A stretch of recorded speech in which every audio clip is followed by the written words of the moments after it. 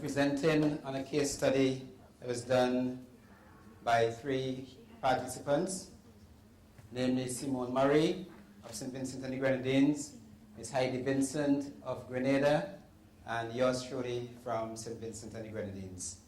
I'll be examining CCfC Limited, which is primarily an agro-processing company.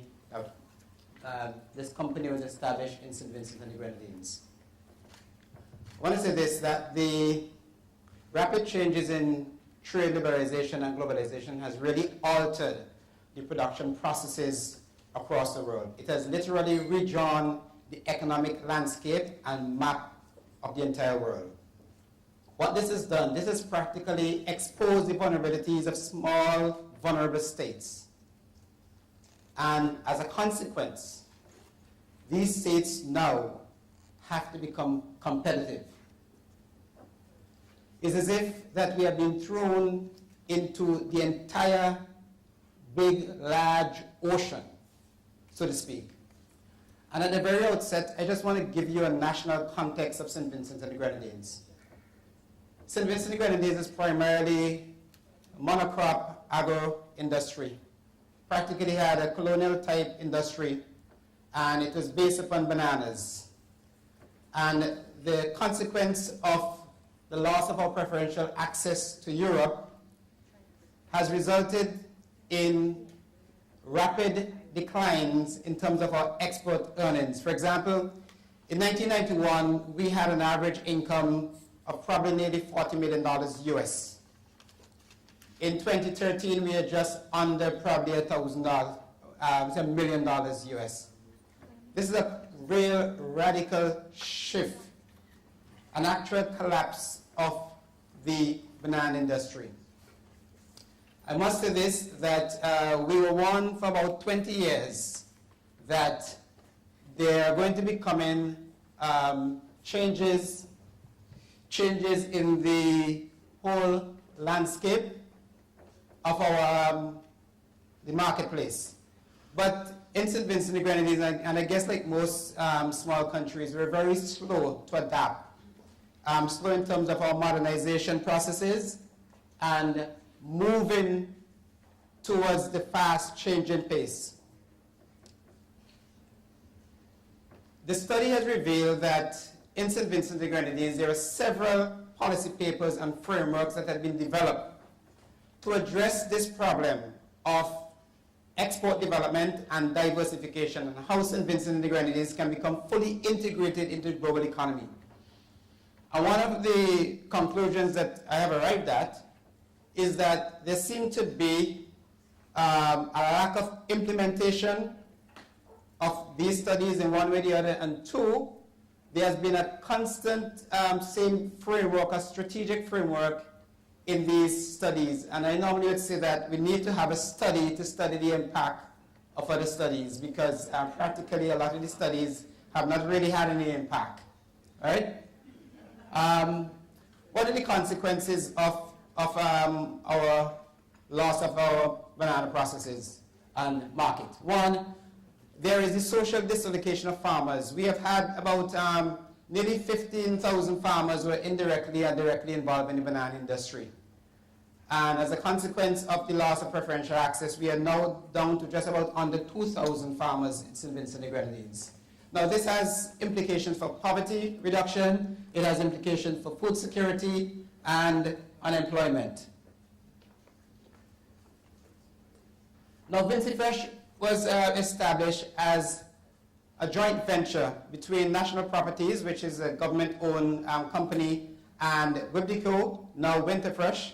And it was established primarily to see how best you can integrate those farmers that have been dislocated as a consequence of the loss of bananas. How can we move them from the primary processes and move along the value chain where CCfC would act as the output for changing the very uses of bananas, etc. Now, the markets that we have really captured is primarily in CARICOM. CCfC is not really so big outside as yet. There are some capacity constraints that the company will have to address, and we will get into that. Now, these are some of the products of Vinci Fresh, primarily pepper jellies, yogurt, sauces, seasoning, jams, herbs, spices, etc.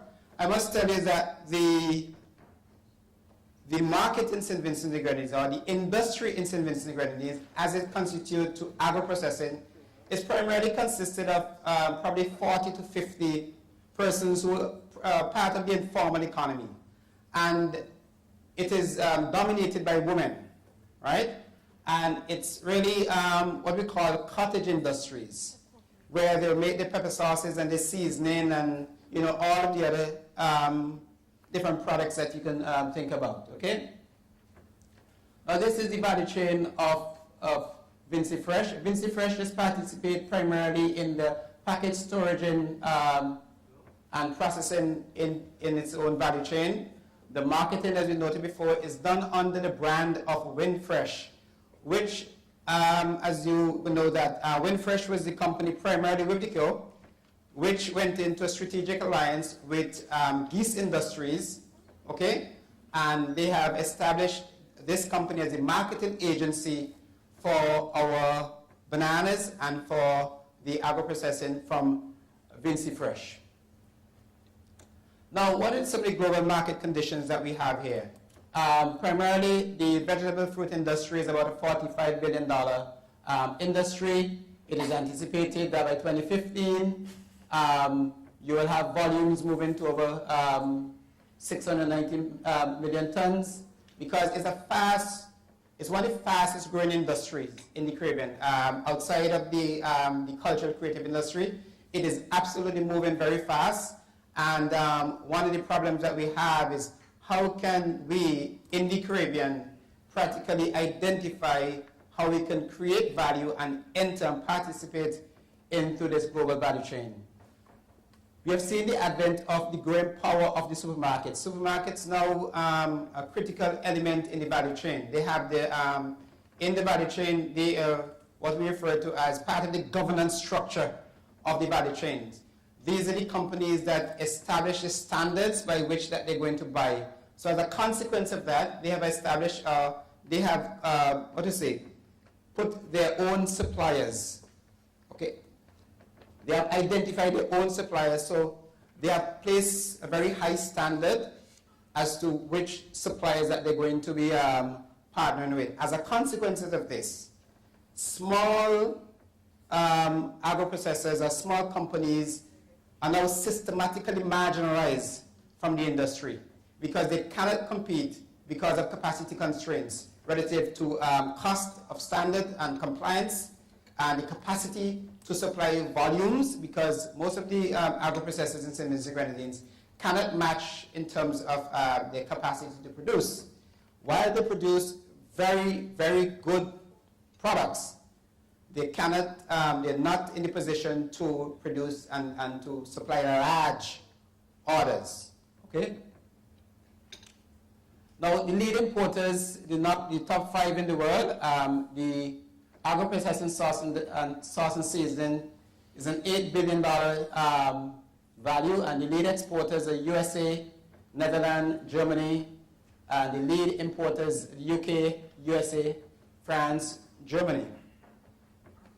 We have the jams and jellies, and again, we're seeing the same companies taking the center stage in terms of the exporters and the importers.